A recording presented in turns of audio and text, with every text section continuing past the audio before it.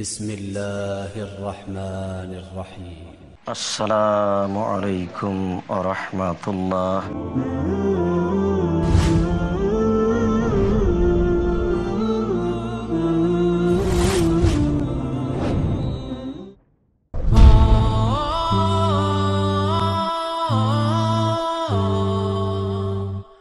অজু ভঙ্গের যে কারণগুলি, সেটা এক নম্বরে হলো পেশাব পায়খানা রাস্তা দিয়ে কিছু বের হলে, এইভাবে যদি বিবেক লোপ পেয়ে যায় ঘুমে বা বেহুশ হয়ে বা যে কোনো কারণে।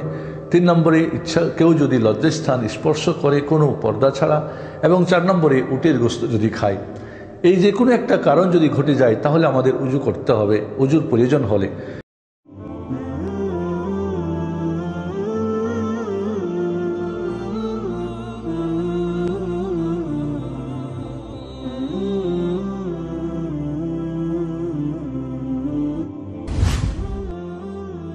জাযাকাল্লাহু খায়রান।